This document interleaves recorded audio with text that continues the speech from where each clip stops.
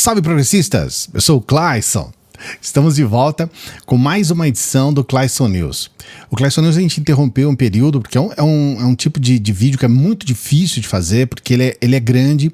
A gente faz uma curadoria das principais informações do dia anterior e a gente traz para você tudo o que aconteceu, absolutamente tudo o que aconteceu de importante, de informação no Brasil, no mundo, na política, em variedades, uma série de coisas que eu considero interessantes para que você saiba. E o Clayson News ele entrega muita coisa bacana. Eu tenho muita felicidade em poder trazer esse projeto de volta aqui no canal. Então, todos os dias, de segunda a sexta, todos os dias durante a semana, de segunda a sexta, às 8 horas da manhã, é só você colocar aqui no canal que você vai acompanhar Clayson News com esse compilado das principais informações. E olha, são informações importantes que você precisa acompanhar. A gente vai falar sobre as questões que estão acontecendo. Por exemplo, no vídeo de hoje, nós vamos trazer para você daqui a pouco, nós vamos falar sobre o que está acontecendo nos Estados Unidos com as palestras do Bolsonaro. O Bolsonaro, ele está entrando em igrejas para fazer palestras.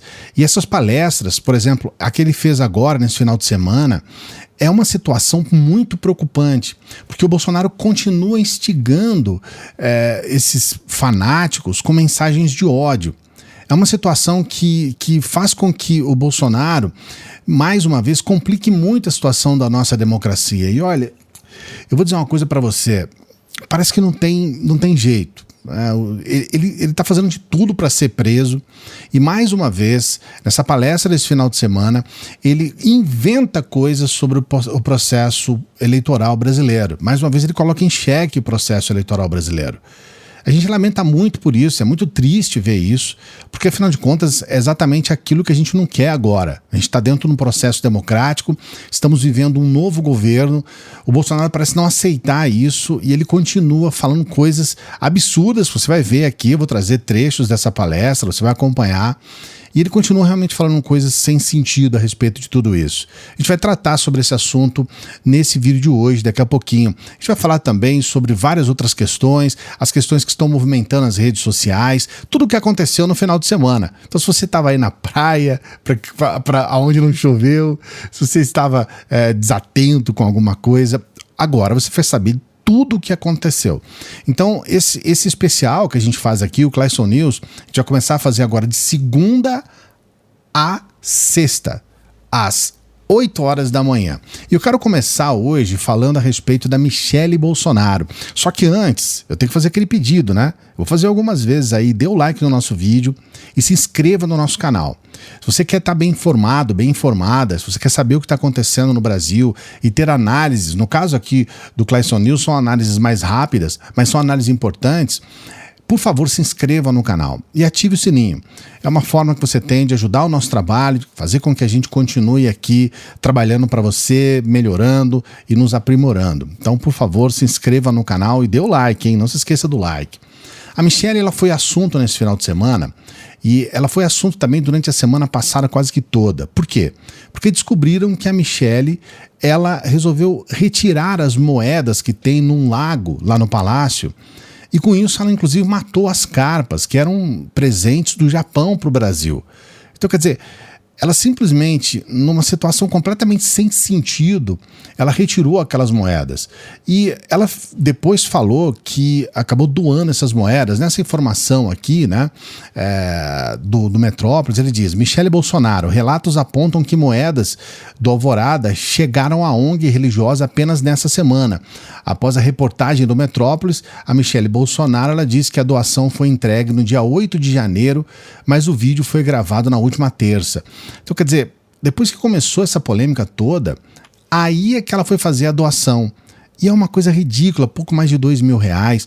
A gente fica aqui pensando, sabe, o que passa na cabeça desse pessoal, né? Você fica pensando, que sentido faz você simplesmente pegar um lago que tem peixes ali, as carpas, né? E, sabe, secar esse lago para pegar moedas.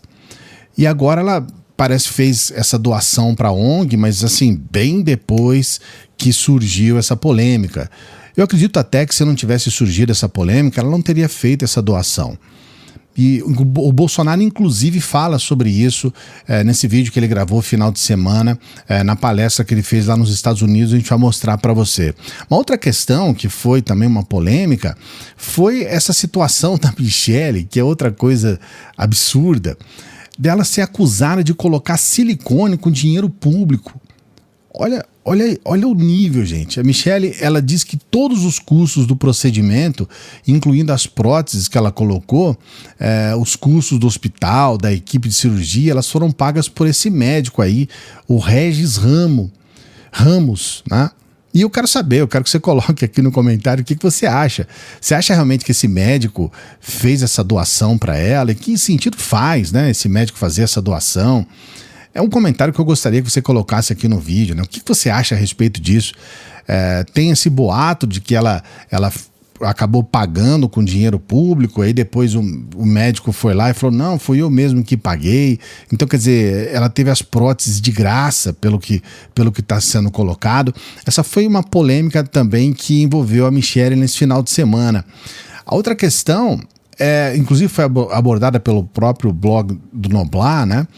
Michelle Bolsonaro garante todos os cursos da cirurgia de silicone foram pagos pelo médico Regis Ramos, que realizou o procedimento. Segundo a primeira-dama, tanto as próteses quanto os custos do hospital e da equipe de cirurgia foram bancados pelo médico. Eu realmente acho bem estranho isso. Eu não sei o que você pensa a respeito disso. Mas é uma situação assim absurda. Escreva o seu comentário aqui. Uma outra foto que surgiu que é muito estranha também é essa daqui, ó. É uma foto que a Michelle tá olhando pro Maurício, né? O Maurício do vôlei, que é um sujeito que acabou colocando algumas postagens homofóbicas na internet e se elegeu, né? Ele se elegeu por Minas Gerais. É deputado federal por Minas Gerais. E aí o pessoal colocou essa foto aí, né, que tem um olhar meio estranho aí da Michelle para ele, né? A gente fica perguntando que história é essa, né, desse olhar, o que tá acontecendo? A gente fica meio perdido nas coisas, né? É uma foto esquisita, né? Bem estranha, bem esquisita. E aí é uma pergunta também para o que você acha a respeito disso, né? Uma polêmica estranha também desse final de semana foi quando um objeto, um OVNI, né, um objeto voador não identificado, ele foi abatido, né? Na verdade, nós temos aí pelo menos 3 casos como esse. Temos o caso no Canadá, outro nos Estados Unidos e agora aparece também um caso desse na China. E as pessoas estão colocando as maiores teorias de conspiração que você pode imaginar, né? Que objetos são esses? São OVNIs, e as pessoas confundem OVNI com ET, né? Um objeto voador não identificado, um OVNI, ele não é necessariamente um objeto extraterrestre. Dizer que ele é um objeto não identificado é só isso mesmo, ele não é identificado. Mas ele pode ser identificado depois. Não significa que OVNI, todo OVNI, é um ET. Que as pessoas fazem essa confusão. E aí o que aconteceu? Quando esse objeto foi abatido, nós tivemos 2 versões do governo dos Estados Unidos. Uma foi a versão do Exército e outra foi a versão do próprio governo. E isso causou meio que uma polêmica também por conta do fato de as versões estarem um pouco distantes uma da outra. Vamos acompanhar esse vídeo. Direction of the President of the United States, fighter aircraft assigned to U.S. Northern Command successfully took down a high-altitude airborne object off the northern coast of Alaska. We're calling this an object because that's the best description we have right now. We do not know who owns it, whether it's state-owned or corporate-owned or privately owned. We just don't know. So I want to stress again, we don't know what entity owns this object. There's no indication that it's from a nation or an institution or an individual. We just don't know. It was detected yesterday, and then, again, NORAD sent up aircraft to observe it, see what it was, and then the decision was made to take it down.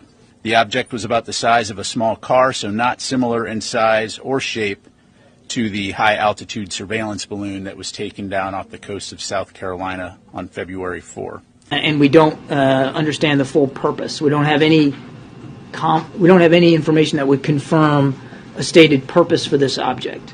Como a gente vê nesse vídeo, existe uma diferença de interpretação entre o governo e o exército. o exército fala, olha, é um objeto não tripulado. Daqui a pouquinho a gente vai falar a respeito disso e trazer para você o que de fato pode ser esse objeto, porque muitas pessoas estão fazendo uma série de especulações. E na verdade, quando acontece isso, esse tipo de situação acaba sendo um prato cheio para aquelas pessoas que defendem as teorias de conspiração. Então tem uma série de sites, nas redes sociais, tem muita gente falando um monte de groselha sobre isso, muita besteira mesmo. A verdade é que um cientista italiano, Enrico Fermi, ele elaborou o chamado paradoxo de Fermi, que fala claramente que é praticamente impossível a gente ser visitado por um ser extraterrestre, com uma nave extraterrestre. Porque nós temos um universo que hoje tem cerca de 14 bilhões de anos. Aqui nesse cantinho da Via Láctea, né, onde nós temos o nosso sistema solar, aqui nós temos aproximadamente 4 a 5 bilhões de anos. E o cinturão da vida, que eles chamam, que é onde pode haver a possibilidade, né? Existe a possibilidade de haver vida semelhante à que há aqui na Terra, nesse cinturão, para que tivesse um deslocamento desses seres extraterrestres de lá até aqui, isso demoraria bilhões de anos e realmente não teria tempo suficiente para que eles chegassem até aqui o planeta Terra. Na prática, a ciência deixa claro que é impossível haver visita de discos voadores ou de seres extraterrestres e coisas assim.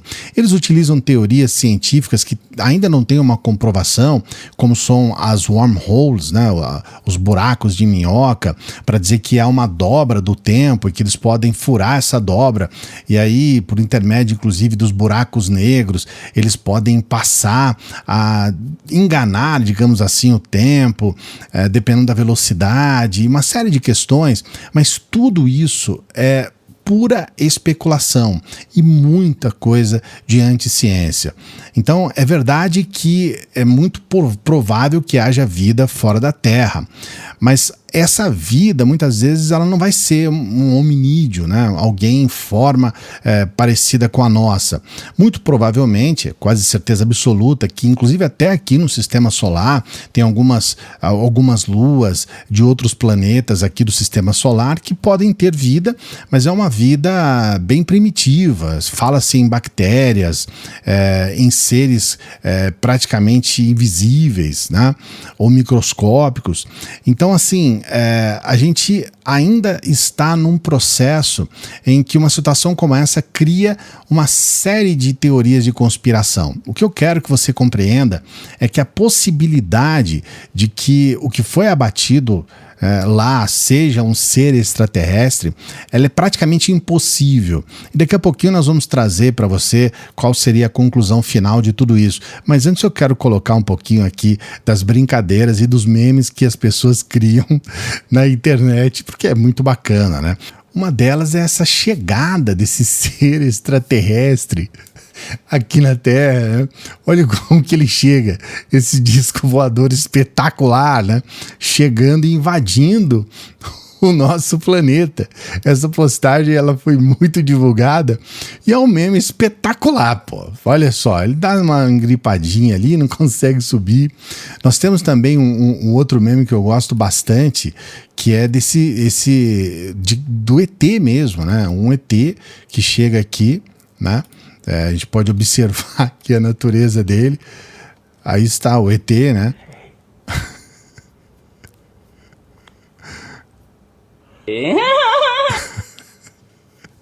É um ET com uma dentadura muito, muito bonita, né? A gente tem também aqueles que avistaram e que fizeram contato com o ET, que eu acho que você conhece, né? Esses aí ficaram famosos, eles fazendo contato com seres extraterrestres também, né? Esses aí, eu vou dizer para vocês, esses aí ficaram muito famosos, né? Você com certeza viu imagens deles, e aí está eles fazendo contato com seres extraterrestres, né? Se você não sabe o que nós estamos, talvez você saiba, né? Foi ainda naquele momento que nós tivemos esses atos aí golpistas na porta dos quartéis, e num dado momento alguém teve essa feliz ideia, né, de fazer esse contato com seres extraterrestres. Depois eles disfarçaram em relação a isso e disseram que eles estavam fazendo isso para um drone. Mas a imagem do drone, dessa parte aí, né, desse contato aí, ela não foi divulgada. O que foi divulgado foram imagens de outros casos em que eles colocaram um drone em cima da manifestação. Mas nesse dia aí, não tem imagem de drone, não. E eles falaram que era imagem de drone, né? Não, nós fizemos para gravar. A verdade é que havia, inclusive, ali comentários entre as pessoas que eram contatos de ajuda de seres extraterrestres, porque nesse local tinha sido avistado algumas luzes estranhas 2 dias antes, né? E aí as pessoas acreditaram que podia fazer contato com quem estava com essas luzes lá. Existe também um outro meme que eu acho muito, muito bacana, que ficou muito famoso também, é um clássico já, né? Que fala sobre os discos voadores. É esse aqui, ó. 2300 кустов конопли. Также находились большой пес, вьетнамская веслобрюхая свинья и енот. По словам полицейских, когда они обнаружили плантацию, то увидели, что рядом с грядками марихуаны сидят.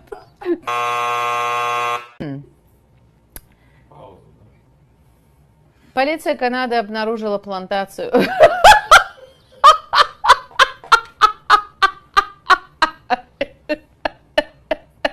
Ты кидал, блядь, какого там свинья делала?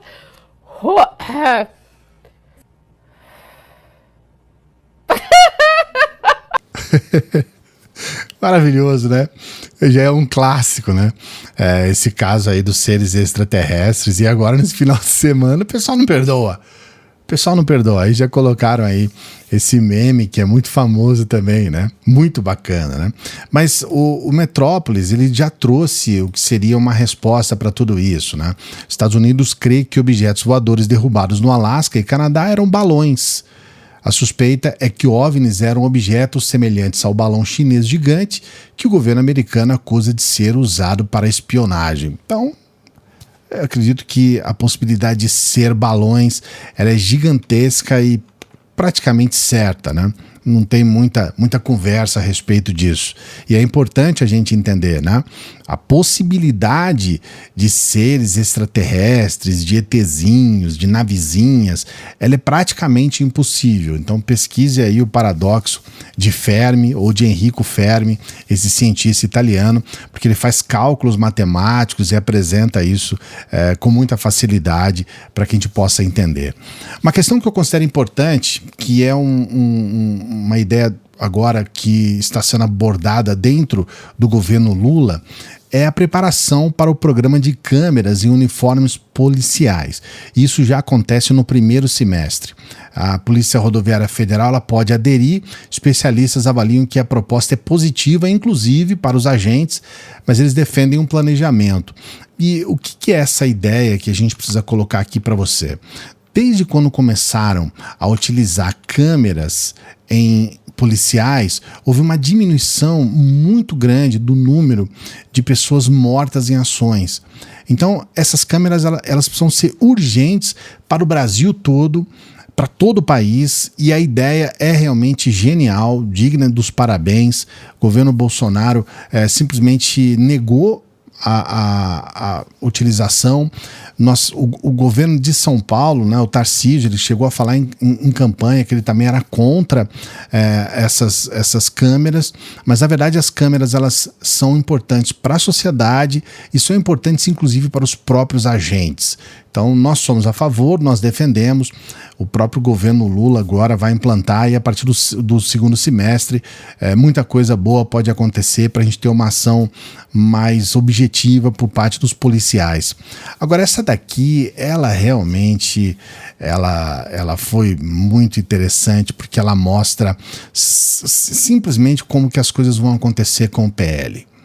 Eu tenho essa reportagem aqui da Malu Gaspar. Bolsonaristas do PL articulam rebelião contra o comando do partido. Nós temos aqui uma foto, né? Essa foto tem lá o Geyer, tem são os famosos aí, né? Você vai ver ali no cantinho o Salles, né?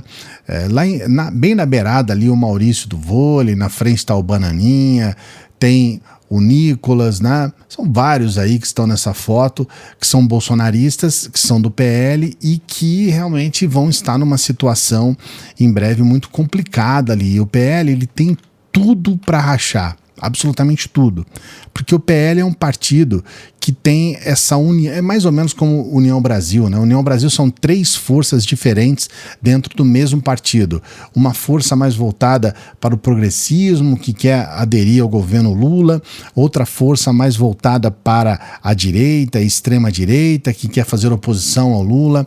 O PL é a mesma coisa, é muito parecido, tem uma ala de extremistas, gente da extrema-direita que está lá, e que de alguma forma eles querem, obviamente, fazer uma oposição ao Lula, e tem uma outra área, a ala dentro do PL, que é o contrário, né? Eles querem repelir esses extremistas dali, e eles querem realmente ter o PL na mão deles. Inclusive o próprio presidente, o Valdemar Costa Neto, ele não é um sujeito que vai render aos caprichos do extremismo ali dentro. Apesar dele entender que é importante, especialmente para as eleições daqui a 2 anos, que ele tenha o Bolsonaro, que possa fazer uma campanha para as eleições municipais, que tenha o apoio do Bolsonaro, que tenha o apoio dos extremistas também. Então ele está ali tentando cozinhar o galo, como se diz no interior, pelo menos nesses próximos 2 anos. Mas os radicais do PL já estão promovendo essa rebelião.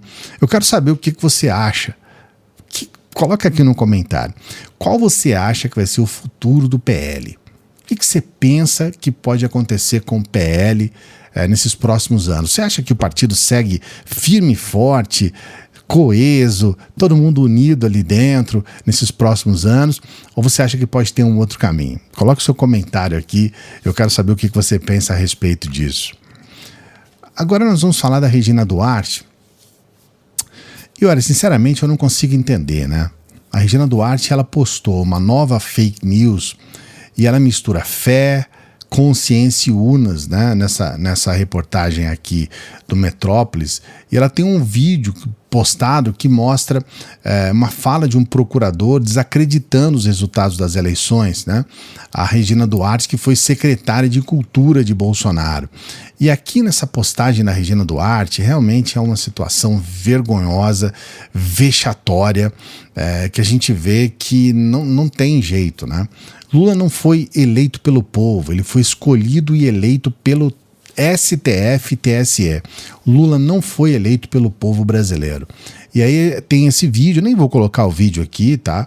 Desse Felipe Jimenez aí, que é lamentável, que é mais uma vez essa tentativa de desacreditar as eleições, de colocar em xeque as eleições, que é uma coisa que a extrema-direita parece, sabe, não desistir.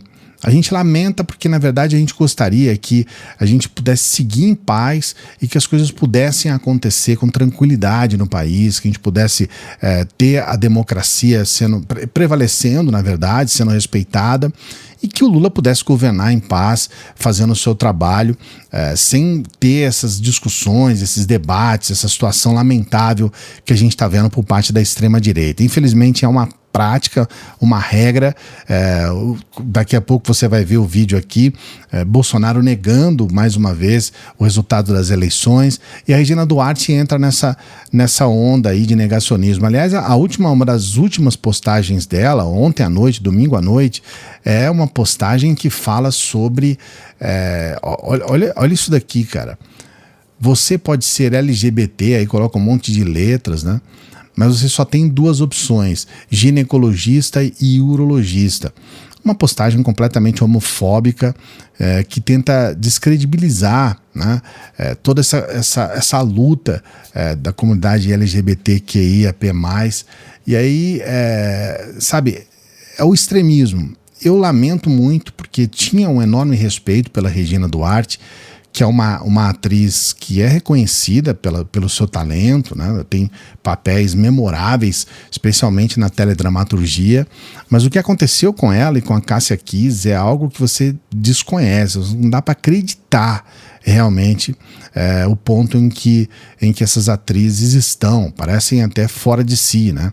E a gente lamenta muito que isso esteja acontecendo, mas é uma realidade, infelizmente. Um artigo que eu achei muito interessante e vale a pena você acompanhar foi agora, nesse final de semana, na Folha de São Paulo. É do Vinícius Torres Freire. Ele é jornalista, ele foi secretário de redação da Folha, é mestre em administração pública pela Universidade de Harvard, e ele fala uma questão que é fundamental.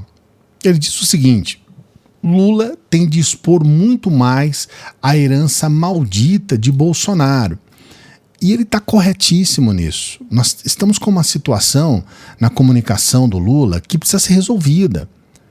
A comunicação, com todo o respeito que a gente tem ao Pimenta, a toda a equipe de comunicação, mas eles estão falhando muito para trazer uma informação de qualidade a respeito do governo Lula. E isso tem refletido, inclusive, na opinião pública.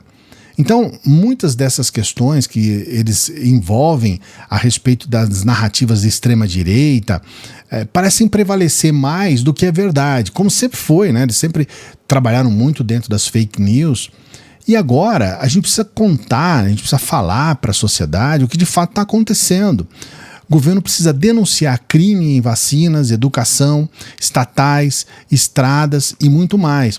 Nessa reportagem, né, na verdade é um artigo, né, do Vinícius Torres, ele diz o seguinte: ataques contra a vida, negligência criminosa, violência ignara contra a competência e a decência humana básicas foram muito além nos anos de trevas. Daqui a algum tempo, há o risco de que o governo Lula, como qualquer outro, entre na rotina e seja absorvido por dificuldades e crises ou conveniências políticas. Assim, a denúncia bem documentada dos anos de trevas pode se tornar apenas um slogan esquecido, sem anistia, que é o que as pessoas estão comentando a respeito, né? Que as pessoas têm que ser punidas, têm que ser presas, né? Não têm que ser simplesmente perdoadas. Mas algumas falas a respeito, inclusive de um dos ministros do Lula, o Múcio, elas apontam para a possibilidade realmente de haver um perdão, digamos assim. E as questões todas que são colocadas, inclusive nesse artigo, né, elas são importantes porque elas lembram que a gente precisa de fato colocar as evidências do que está acontecendo. Algumas barbaridades estão à vista de todos faz tempo. A taxa de vacinação das crianças começou a cair a partir de 2015. Nos anos de trevas de Bolsonaro, baixaram a níveis críticos e criminosos. É possível que a desordem causada pela epidemia tenha contribuído em parte para o problema, que, no entanto, piorava muito logo antes da explosão da Covid. Aí ele coloca aqui alguns dados que são importantíssimos. A taxa de vacinação contra a paralisia infantil andava pela casa de 98% de 2011 a 2015. Baixou a 84% em 2016. Em 2021, o dado mais recente disponível, para 69%. No caso da tríplice viral, sarampo, cachumba, rubéola, era quase 100%. Em 2021, 73%. É um artigo que eu considero muito importante porque ele nos faz lembrar no que foi o governo Bolsonaro e o crime acontecido nesses anos de trevas que nós vivemos. A gente viveu um verdadeiro inferno nesses últimos 4 anos. O governo Bolsonaro ele vai entrar para a história como o pior governo de todos os tempos desde a existência do Brasil. É horrível, é péssimo o que aconteceu, é criminoso. Então foi morte atrás de morte. E a gente precisa, de alguma forma, rememorar o que aconteceu, cumprir um processo judicial para que todos possam ser presos e punidos por isso. E, acima de tudo, a sociedade como um todo precisa entender. Porque, de certa forma, nós temos 57 milhões de pessoas que votaram no Bolsonaro. O que levou essas pessoas a votar no Bolsonaro, muitas vezes, pelo menos na minha opinião, é motivado pela desinformação. Porque se uma pessoa realmente sabe o que aconteceu no governo Bolsonaro, ela não vota no Bolsonaro. por pior que seja o pensamento que ela tenha a respeito do Lula, do PT ou de qualquer outro político. A questão do Bolsonaro é uma questão de vida ou morte. Então, é algo que a gente precisa levar em consideração. Esse artigo é um artigo que eu considero muito importante por esse aspecto. São aspectos muito relevantes e muito importantes. E aqui a gente tem que dar os parabéns, né, ao Vinícius Torres Freire, porque é um artigo relevante que mostra uma realidade. E a realidade que, inclusive, foi trazida numa reportagem especial do UOL. Essa reportagem do Carlos Madeiro, aliás, parabéns ao jornalista, ele fala: o governo Bolsonaro soube da fome e cortou comida de Yanomamis. Então, o que aconteceu? O UOL ele pegou ofícios, documentos mesmo, né? Não é algo que alguém falou, qualquer coisa assim, são documentos do governo Bolsonaro e acabou apontando essa realidade terrível de um crime intencional, algo que, olha, queremos matar mesmo, vamos matar os indígenas. Eu vou trazer aqui para você esse documento, né? É um documento que eles apresentaram na reportagem, e esse documento, como você pode ver, ele tem uma data, né, que é de fevereiro de 2022, é um ofício lá para o Ministério da Saúde, né, do próprio Ministério da Saúde, e tá aqui, ó, eles estão fazendo um pedido, né, a distribuição gratuita de cestas de alimentos de forma complementar e outras estratégias de fomento e acesso à alimentação promovidas pelos órgãos responsáveis, é de conhecimento dessa secretaria que o orçamento da ação foi reduzido ao longo dos anos e que por essa razão houve o desligamento do DSEI Yanomami dessa ação, né? No entanto, essa contribuição de alimentos de extrema importância para a segurança alimentar da população indígena Yanomami. E aí eles informam, né? Informamos lá, ó, eles falam a respeito dessa questão da necessidade do fornecimento de cesta de alimentos e eles informam lá, essa secretaria encaminhou o ofício ao Ministério da Justiça e Segurança Pública informando acerca de situação alimentar e nutricional dos indígenas Yanomami e solicitando apoio na articulação com os ministérios que possuem em sua competência, a distribuição de cestas de alimentos. Eles pediram, o governo, isso foi feito dentro do governo Bolsonaro. Eles pediram alimentos para os Yanomamis e, principal, isso é muito importante você saber, esses alimentos não foram cedidos. Então, veja bem, nós temos uma ação interna do Ministério da Saúde dizendo, olha, o pessoal está morrendo de fome, nós precisamos levar alimentos até a eles. E o governo simplesmente virou as costas. Veja bem, só uma situação como essa, só isso daqui já poderia ensejar a prisão do ministro da Saúde, e aqui a gente pode colocar o Queiroga junto com o Pazuello, e do próprio Bolsonaro, que é o chefe. Isso aqui é um ofício, isso aqui é um documento interno, né, um documento oficial do Ministério da Saúde. Então, realmente, a situação ali é uma situação de genocídio mesmo. Inclusive, ainda no UOL, o Leonardo Sakamoto, ele diz aí, ó, reeleição de Bolsonaro teria colocado o povo Yanomami em risco a caminho da extinção. E é uma realidade. Isso, de fato, poderia acontecer.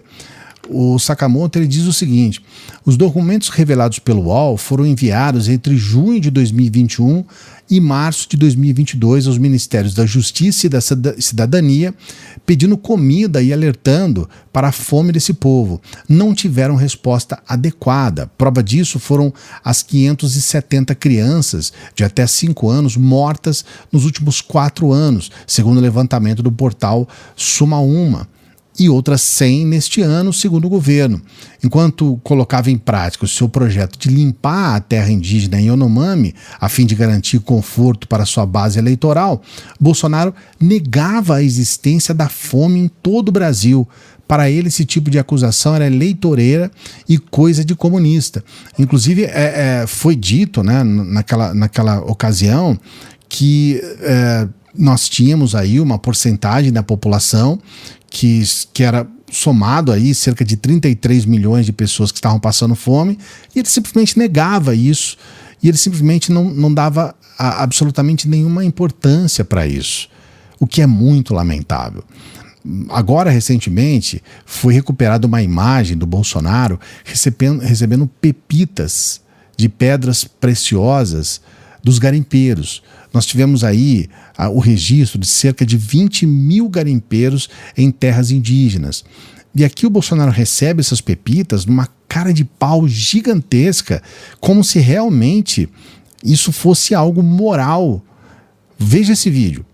Estou recebendo aqui o Fernando, de Novo Progresso, está me fazendo a entrega aqui de umas pedras sempre preciosas, já lapidadas, né? E lógico que tenho conversado com ele, meu pai já foi garimpeiro, eu fazia o turismo no garimpo, vamos assim dizer, se é que o local de fazer turismo lá, né? Mas sempre tinha o jogo de pneu no meu carro, minha matéria, e sou apaixonado por isso aqui também, tá legal? Vocês, garimpeiros, serão gente no Brasil, pode ter certeza, né? Chega desse tratamento como se vocês fossem pessoas de outro mundo aqui. Isso vai acabar, ok? Valeu, pessoal. Alguma coisa mais, né?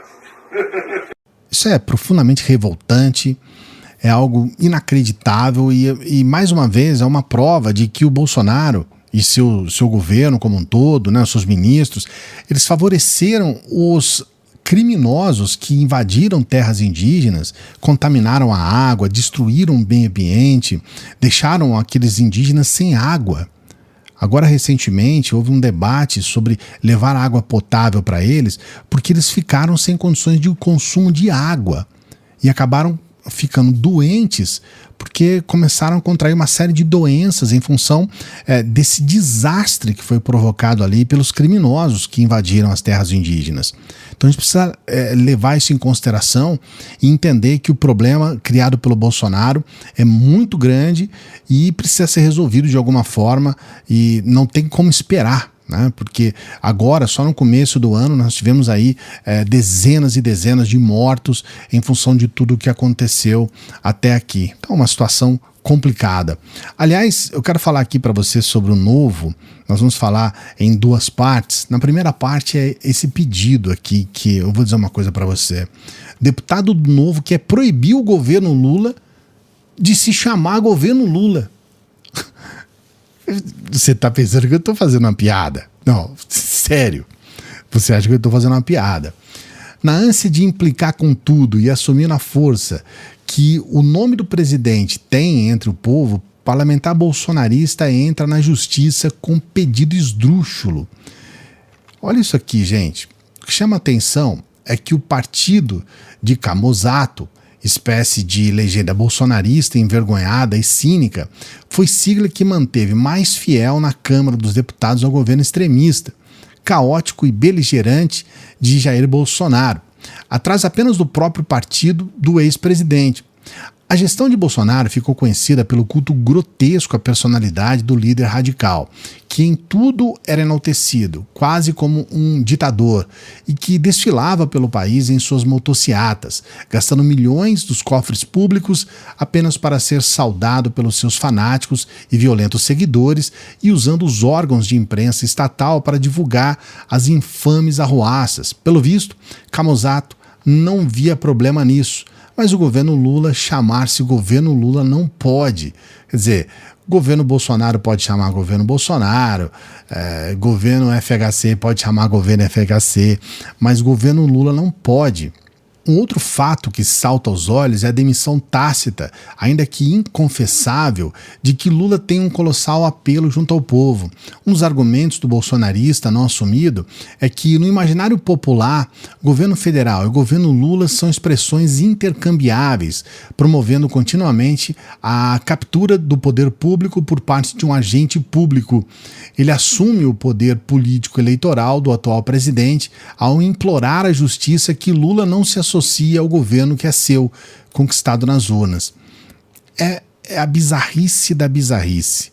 Aliás, o Novo, ele entrou também nas manchetes nesse final de semana, não apenas por essa estupidez desse Camozato, né, que é deputado do Novo, mas também pela estupidez e pela ignorância do governador de Minas Gerais, o Zema, que foi fazer uma entrevista numa cidade chamada Divinópolis, onde a autora Adélia Prado, uma das mais importantes poetisas do Brasil, escritoras do Brasil também, que está ligada ao modernismo, que tem um trabalho premiadíssimo, o Zema foi até essa cidade e ele foi premiado, né? Na verdade, ele foi presenteado com um livro da Adélia Prado. E a fala que ele teve ali, ela viralizou porque é uma fala ridícula. Olha o que aconteceu. Podcast, né, essa entrevista especial, o governador presenteando o senhor com o livro da Adélia Prado, né, ela que é uma escritora muito conhecida de Divinópolis, é um presente, né, da diretora aqui do Sistema MPA de Comunicação, Mariela Luquez Mourão, em nome de todo o grupo, né, são 150 melhores poemas da nossa escritora Adélia Prado. Muito obrigado, muito bonito o livro aqui, vou fazer bom uso com toda certeza. Sei que o senhor lê muito, na rede social o senhor sempre... Ela trabalha aqui. A Adélia Prado, né, que é essa escritora muito famosa de Divinópolis, né, quem tá te presenteando é a diretora do Sistema MPA, Mariela Luquez Mourão. Perfeito, muito obrigado, vou agradecê-la aí, agradeço muito. Ele acha que a Adélia Prado era uma funcionária da rádio, ou seja, não tinha a menor ideia de quem era aquela que é uma personalidade importante, a mais importante da cidade de Divinópolis. Então, quer dizer, bem mal assessorado, mas estúpido. Ele é uma pessoa muito limitada. Tem uma entrevista que ele deu à CNN em que as repórteres, né, perguntaram a ele se ele estava ouvindo. E olha a resposta que ele deu. Muito boa noite, muito bem-vindo aqui à CNN Brasil. O senhor me ouve bem? Ouvo muito bem, Mona Lisa, boa noite a você, a Daniela e a todo o pessoal que está em casa, tendo o prazer de escutar a CNN. Não dá para entender, né? Como que um sujeito desse consegue virar governador. O Zema, ele entrou em Minas Gerais num vácuo deixado pelo governo do Pimentel, né, do governo do PT, que teve uma série de problemas. O Pimentel foi eleito junto com a Dilma. E em Minas Gerais aconteceu um processo semelhante ao que aconteceu no governo federal. Na verdade, o governo federal ele teve uma série de problemas, né? A Dilma não conseguiu governar porque teve aquela situação das pautas bomba, aquela situação toda que acabou ensejando depois no impeachment. E isso se refletiu no governo de Minas Gerais.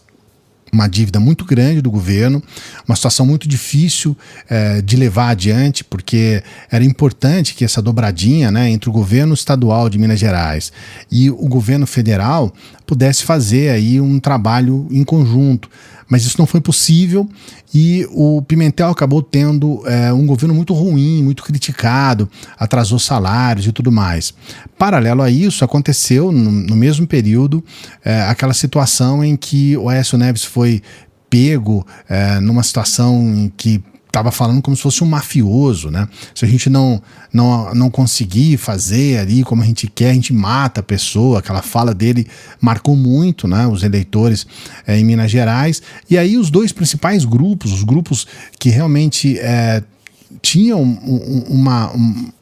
uma predominância na política em Minas Gerais, eles eram os protagonistas, acabou entrando nessa briga sem tamanho e acabaram sendo enfraquecidos.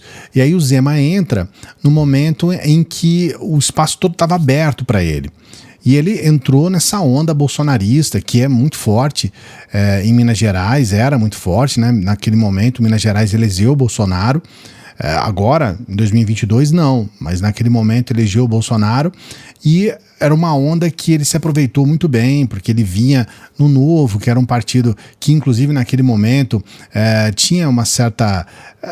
não muito, mas tinha uma certa competitividade, porque tinha o Amoedo, era uma outra opção da direita. Então, ele teve essa digamos, essas vantagens todas. E aí ele conseguiu pagar em dívida, teve uma dívida do governo do estado que foi perdoada pelo Bolsonaro, protelada, né, jogada para frente. Teve também esse dinheiro que o governo federal injetou nos estados, sem muito critério, né, para dizer que estava dando dinheiro para a Covid.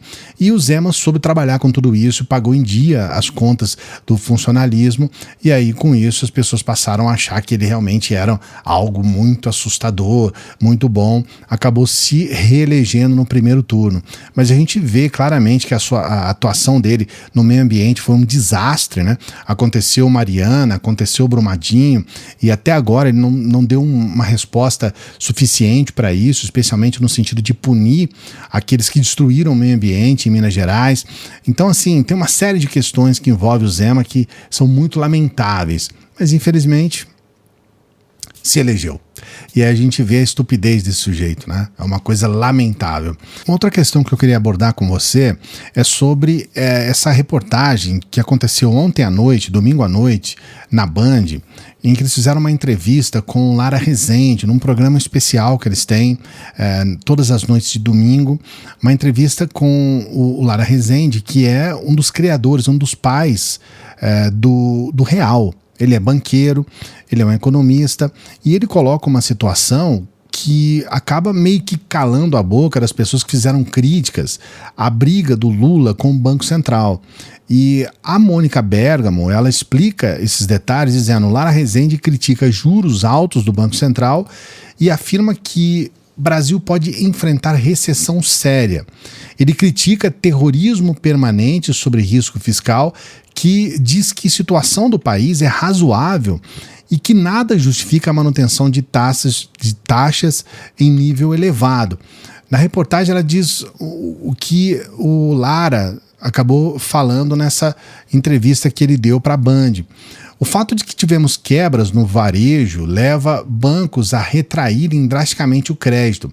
Assim, você agrava o processo de desaquecimento da economia e coloca o país em uma possível recessão muito séria. Ele também afirma que o argumento de que o Brasil passa por uma crise fiscal não se sustenta. Primeiro, esse terrorismo é feito permanentemente, o risco fiscal, a relação dívida do PIB brasileiro, os resultados do ano passado foi de superávit primário de 1,3%. A dívida PIB caiu para 73%. Há anos falam que vamos bater em 100%, 90%, mas esse é o nível mais baixo dos últimos 6, 7 anos. Então, na verdade, o Lara Rezende, ele acaba desmentindo toda essa balela, principalmente da direita e dos liberais brasileiros, os neoliberais brasileiros, que falam sobre independência do Banco Central. O próprio Lula disse, olha, que Banco Central é esse independente? A verdade é que o presidente do Banco Central, ele, por exemplo, pelo menos até há pouco tempo, ele fazia parte de um grupo de ministros e ex-ministros do Bolsonaro. Então ele tem uma ligação muito forte com o Bolsonaro. Será que manter essa taxa de juro absurda e manter essa relação do Banco Central muito complicada e tóxica, ela pode, de alguma forma, não ser uma forma indireta, digamos assim, de prejudicar o governo Lula, de sabotar o governo Lula? É uma pergunta. Se você até tem uma opinião a respeito disso, eu gostaria que você colocasse aqui nos comentários o que você pensa. Será que realmente o Banco Central, mantendo essas taxas de juros lá no céu, não está prejudicando de alguma forma e sabotando o governo Lula, para que o governo Lula possa crescer, fazer investimentos e possa ter um desenvolvimento melhor na sua economia? Coloque seu comentário aqui. Agora, eu queria saber o seu comentário também sobre a volta da Lucy Born.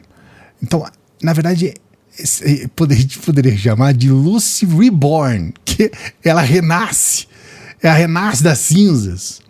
A Lucy Born, ela é a artista plástica oficial do bolsonarismo. E agora ela faz novos quadros. Só que agora os personagens são personagens que têm ligação com Lula, que têm uma ligação com o progressismo. E eu vou trazer para você alguns quadros da Lucy Born. Por exemplo, nós temos esse quadro aqui que eu considero muito interessante, que é a representação da Marina Silva com a Greta Thunberg. Aqui nós temos, por exemplo, ali o Lula, meio que não parece ali, sei lá, com patas de sapo. Tem algumas lesmas ali sendo representadas, inclusive com um chifre em cima do Alexandre de Moraes. Nós temos o símbolo da Globo ali com uma tartaruga levando uma bandeira. Então, quer dizer, tem o Renan ali junto com um político do Amazonas, né? Essa é a Lucy Born. Essa outra aqui mostra a Xuxa e a Janja. E aqui Lula em 2 momentos. Inclusive o Lula com a ex, né? A falecida esposa. Então, é a Lucy Born. O que você achou? Você achou que interessante? Ela não tá muito generosa com esses dentes aí da Xuxa, né? E tem mais um aqui que é o Lula com essas unhas estranhas aí, né? O Trump falando, puxa vida, né? E ali seria o Biden ali, né? Tem dentro da roupa do Lula tem que seria um símbolo do Black Label, né? Do whisky, né? Um telefone celular ali. Essa é a Lucy Born, né? Eu queria saber o que você acha a respeito dessas artes espetaculares, né? Da Lucy Born aqui. E eu quero trazer aqui nesse momento final o que aconteceu com o Bolsonaro nos Estados Unidos. Aproveitar que a gente está com essa foto aí, né, da bandeira dos Estados Unidos com o Trump. E o que está acontecendo? É importante você saber, tá?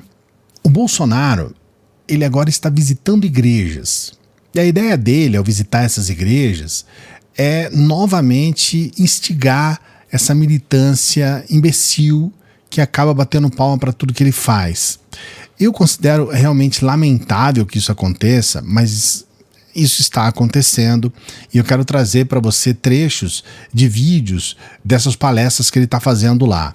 O fórum, né, o site, ele traz essa informação. Em igreja nos Estados Unidos, Bolsonaro ironiza o TSE e incita apoiadores. Vale a pena o risco.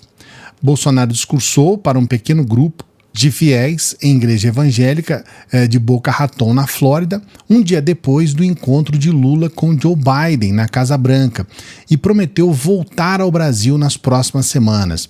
Eu tenho aqui um trecho desse vídeo que ele fez lá, acho importante você acompanhar para você ver o clima do bolsonarismo e do próprio Bolsonaro. Fui para o Exército, fiquei 15 anos lá, entrei na política.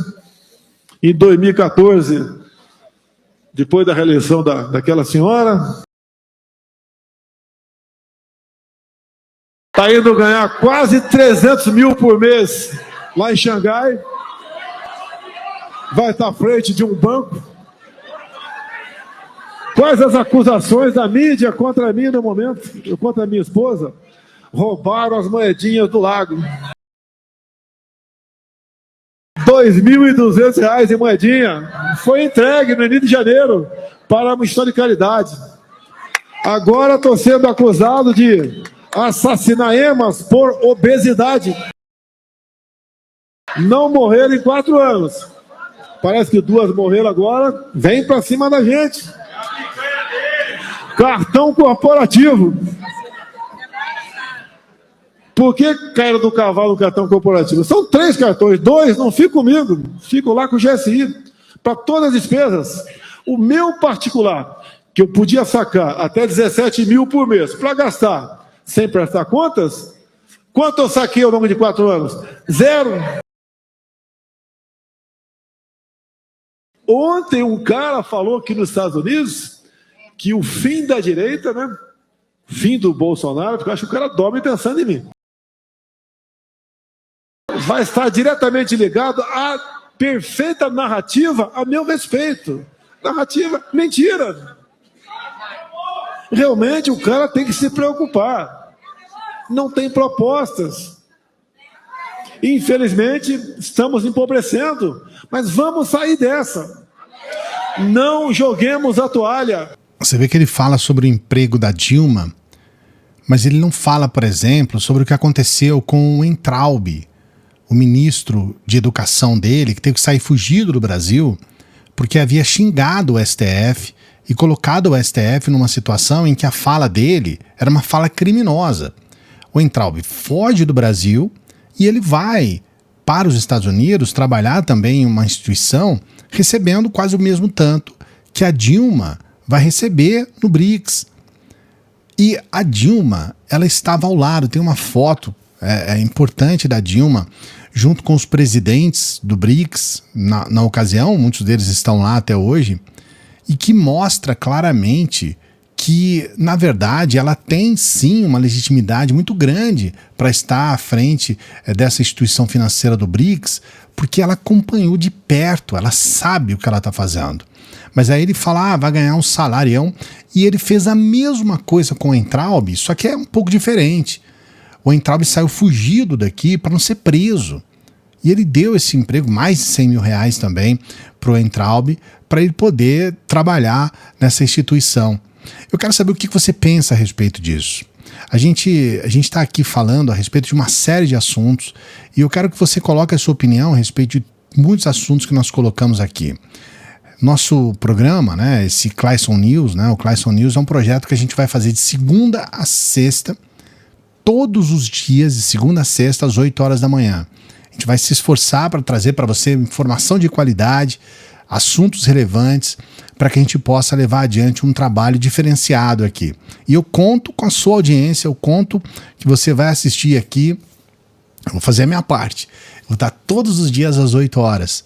8 horas da manhã eu vou estar firme aqui trazendo para você essas informações. Eu só peço para que você dê o like no vídeo, para que você se inscreva no canal, para que você ajude o nosso trabalho.